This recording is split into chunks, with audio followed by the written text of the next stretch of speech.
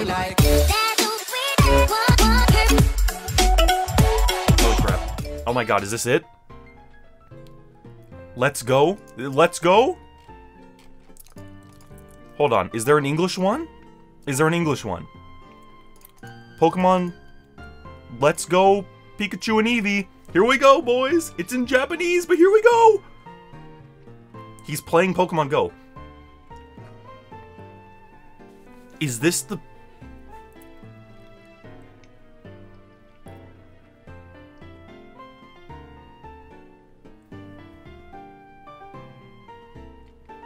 Oh my god. What?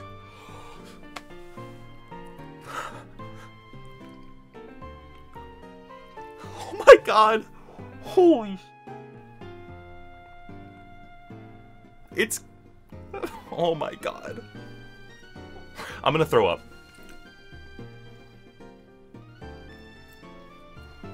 Why was it all real? And why am I still freaking out?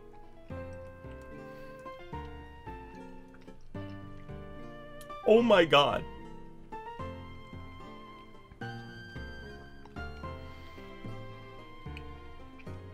Multiplayer.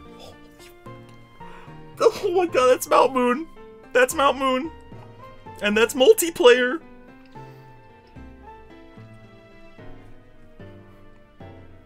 That's Nugget Bridge. What is happening? People complained about X and Y being chibi. Are you kidding? Look at the...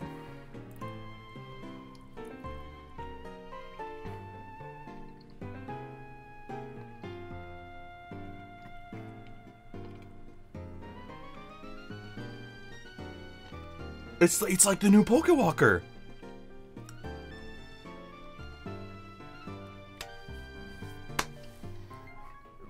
You can't do this.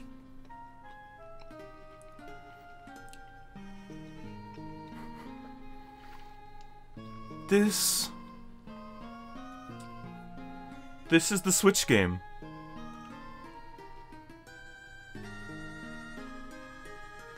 I have never... Oh my god! Oh my god!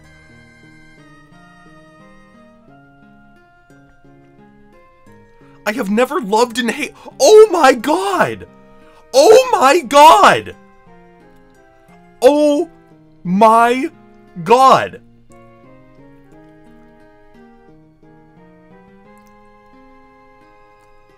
I have never loved and hated something in so many ways at the same time.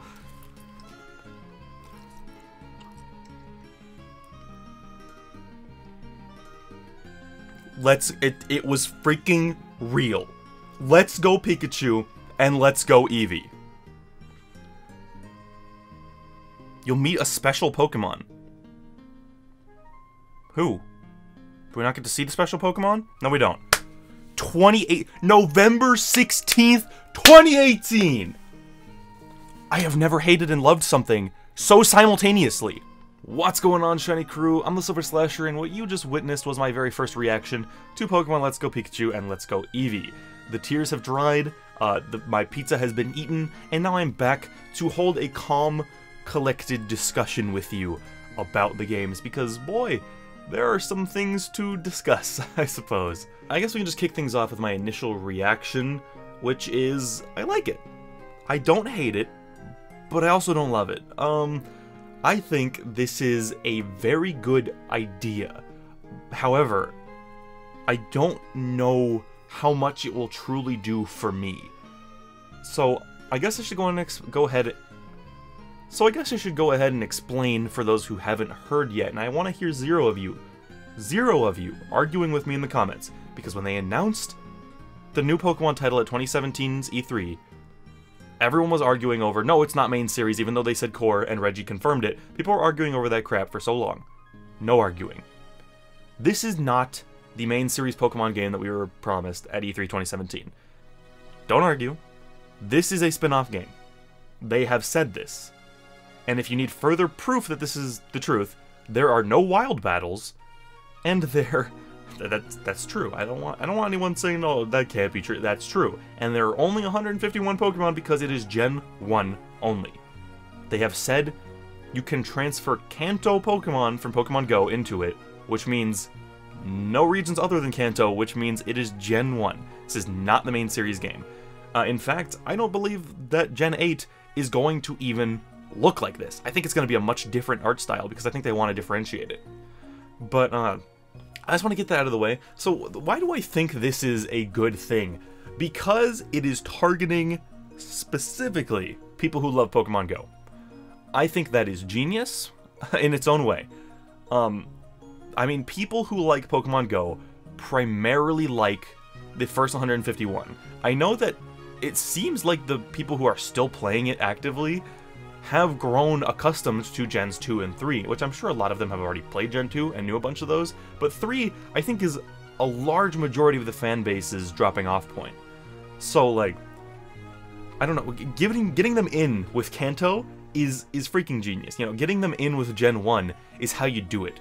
And making it feel like Go and also the main series game creates this perfect Go, let's go, main series bridge for them to cross to get to the best games, to get to the real games, you know what I'm saying? So, doing this is truly genius, and I think the fact that, it's Kanto is just, I mean, I basically just said that. Basically, I just can't think of a better way they could have brought people in. I think this works better than, like, shoehorning Kanto stuff into X and Y did. You know, like, because clearly they were trying to reach the original Pokemon market with the X and Y nostalgia stuff, but I think this is a much better way to do it. Get them their own game. And the thing is, something I want to point out, this says your first adventure in a new style.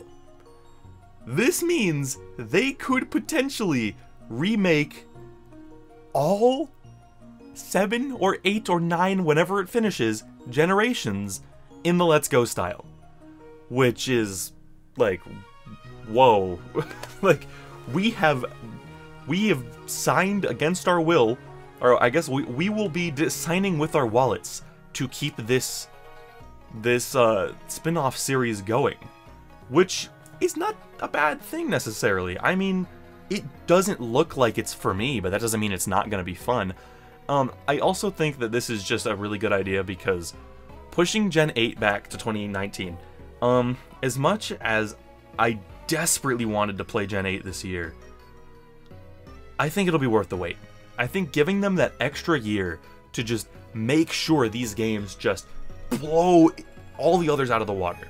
Make sure they just absolutely are the definitive Pokemon games. I think this is the perfect way to do it.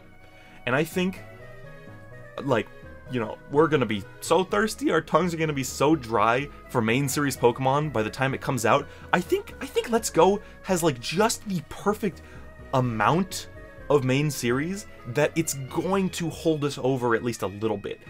If I were GameFreak and the Pokemon Company, I would still suggest showing us Gen 8 by, like, at least, like, 2 months into 2019. Like, don't keep us waiting that long. I think it's a great opportunity for you to do, like, another February announcement or whatever, or late January, and then we stick with the game's reveals throughout the year until we get Gen 8 in late 2019.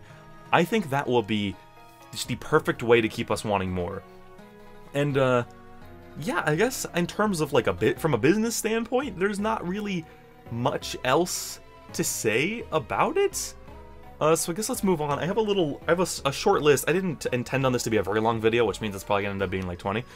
But I have a short list of things to talk about. So let's go on to the art style, because that was something that shocked me when it loaded. I don't know if I showed it.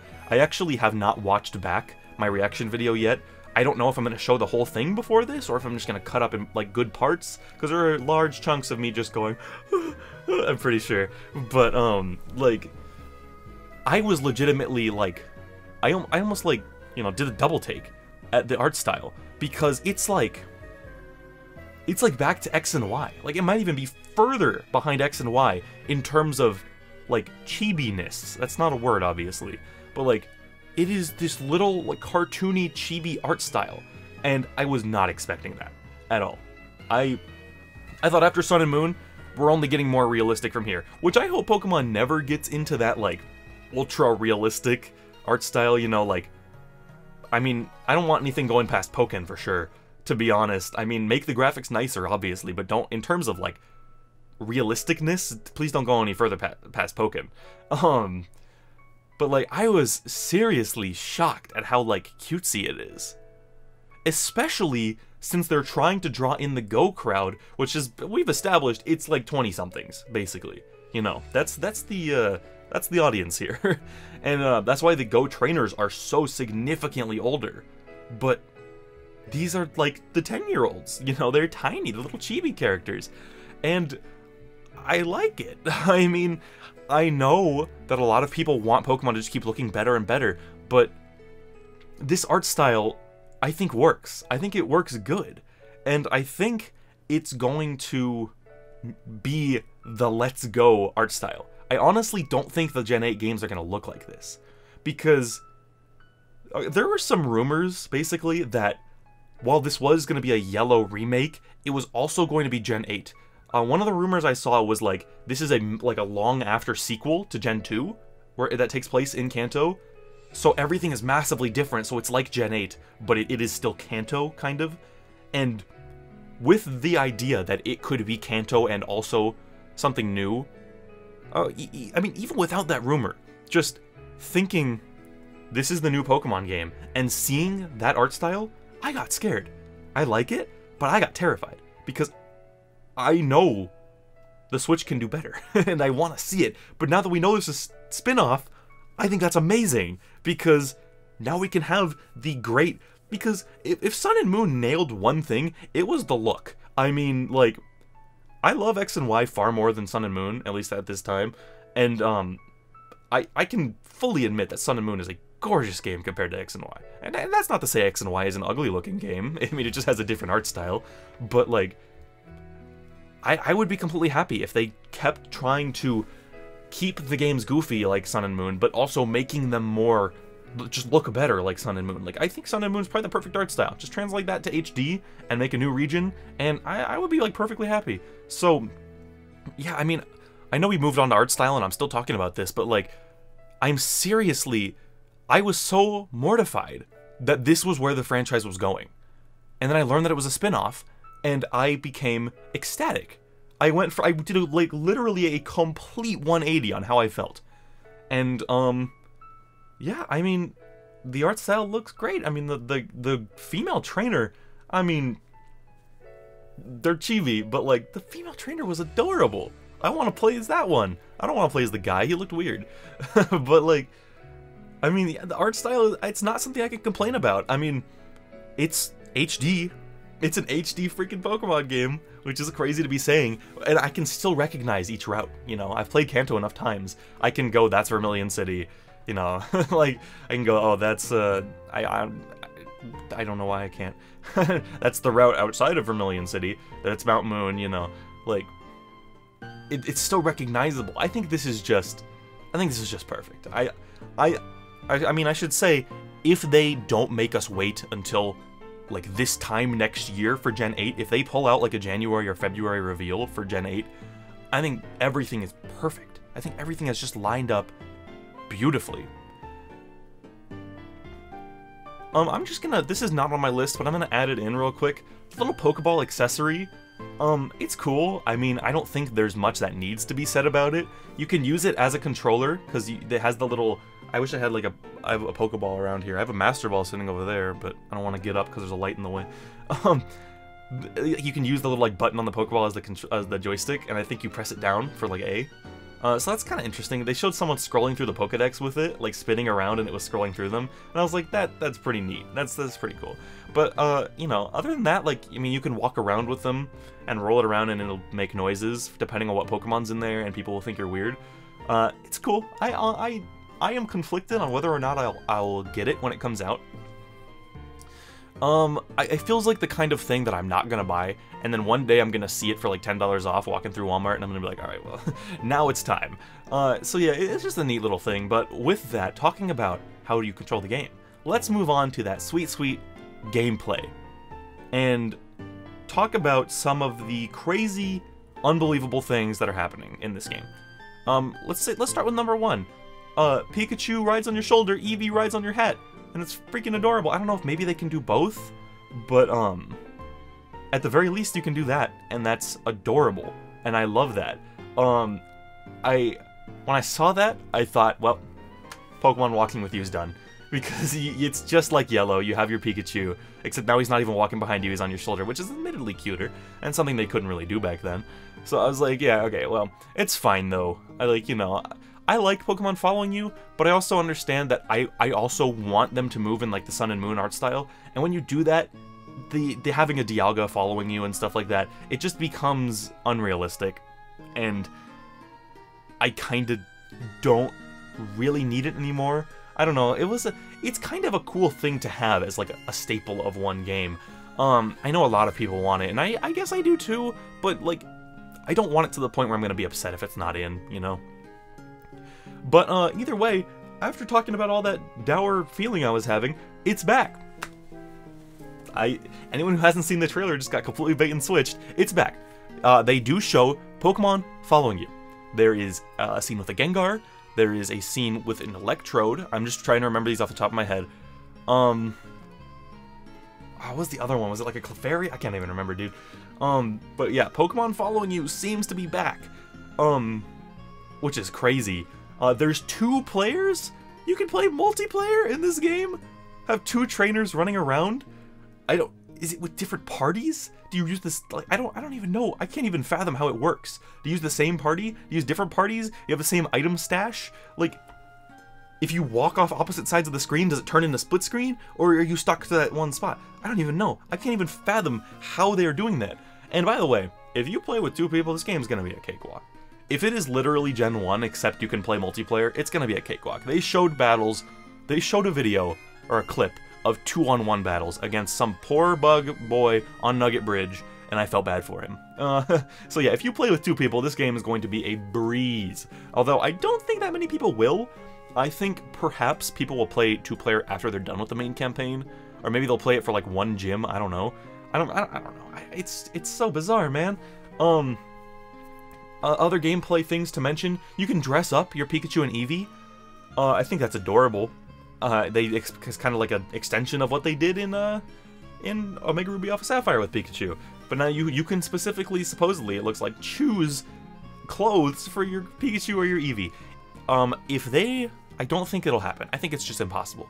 But if they somehow extended that feature to every Pokemon, I would be ecstatic. I mean, they're only doing Gen 1. Maybe they will. I seriously don't think so, though. I think it's just Pikachu and Eevee. And either way, even as just that, I think that's a cute little addition. I hope it shows up like that in battle. I don't see why it wouldn't.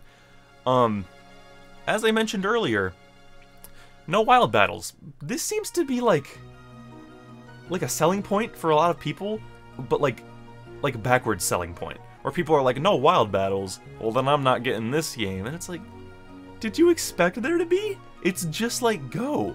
Like, it's literally just like Go. In the trailer, hundreds of times, they show a Pokemon, no Pokemon of yours, and then you throw the ball. So there's no, as far as I can tell, there's no wild battles. It's just running around catching them like Go, and all the battling is left for trainers. I'm okay with that. And like I said, I've panicked. I freaked out. And then they said, oh, it's a spin-off and Gen 8's coming next year. And I said, never mind, this is awesome. Like, if wild battles were gone for good, in general, I would have lost it. I would be just like these people, except 90 times worse because I love Pokemon. But like, no, I mean, I don't think I'm bothered that much by it. I do slightly fear for the game's balance.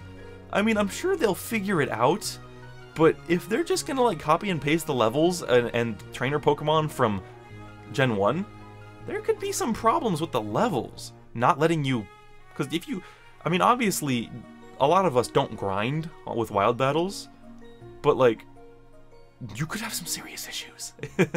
Like, I mean, I guess it'll just work to make the games harder. Everyone's always complaining that they're too easy, and maybe that'll be the way. They'll bring in the older players who will be better at the game and be able to handle a harder experience.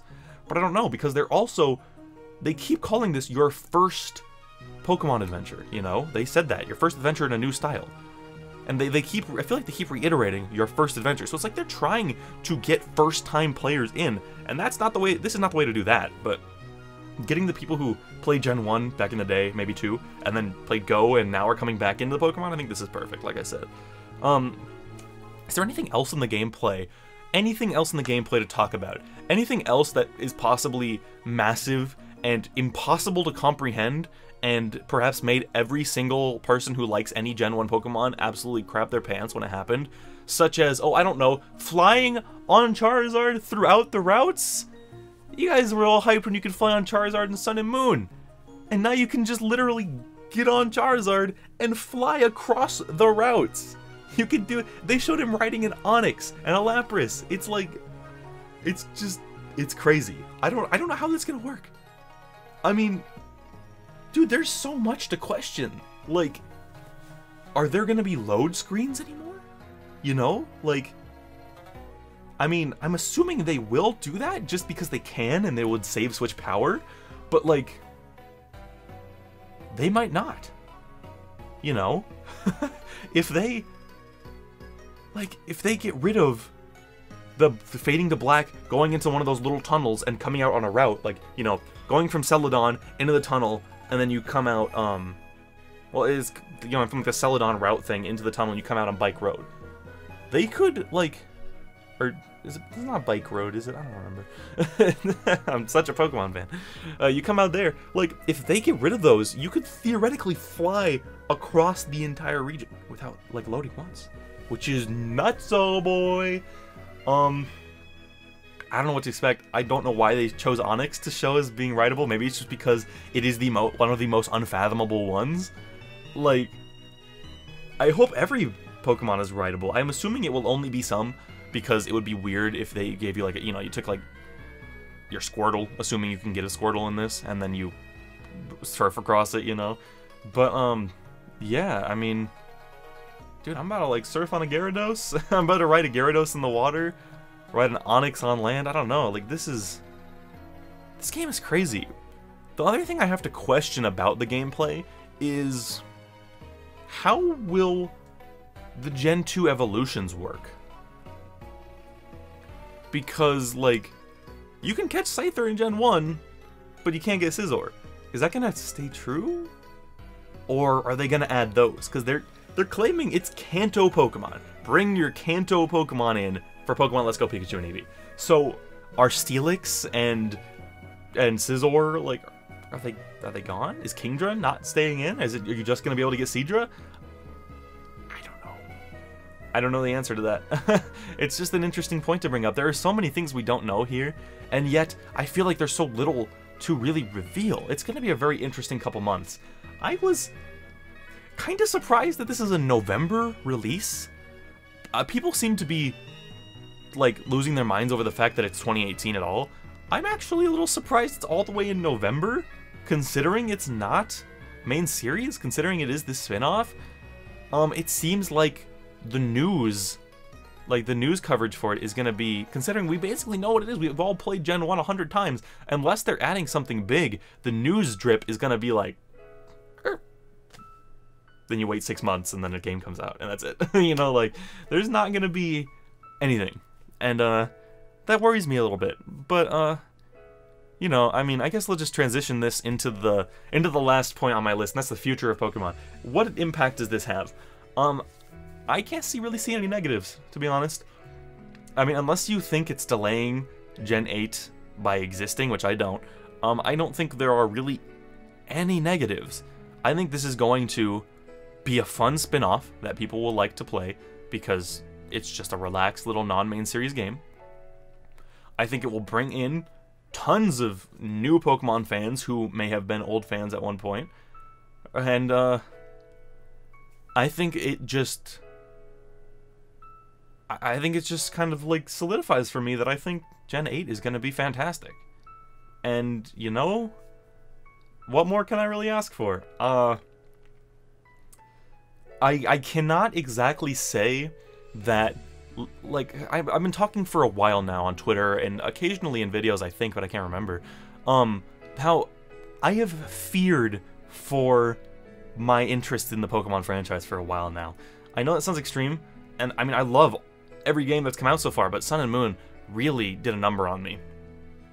And made me kind of fear for the future of the Pokemon Company and of these games. But while I can't say that this completely fixes me up, you know, I'm all ready to go. I mean, I never planned on quitting in the first place, but like, I don't know. I don't feel like this really gets me going yet. I mean, once I see Gen 8, I think that's probably when I'll go into high gear. But like, for now, I don't think I could be much happier with Let's Go Pikachu and Let's Go Eevee. So, I hope you guys are happy too. Be sure to let me know what you think of these new games in the comment section. Let me know if there's anything I didn't really talk about. I'm sure there's something I missed. Like, I mean, there's not much to really say. It's Gen 1. Team Rocket's back. The story is all good. So, like, it's Gen 1, but with no wild battles and Pokemon Go mechanics. Looks pretty good. I hope you guys think the same. Peace out. Oh yeah, and also, I mentioned that you can send Pokemon to their Poké Ball thing. You can also send them to Go, and it seems like they're teasing, like, some little thing where it's like, you'll meet a special new Pokemon with that, but we don't really know anything about it, so that's why I didn't think about it. But, I don't know.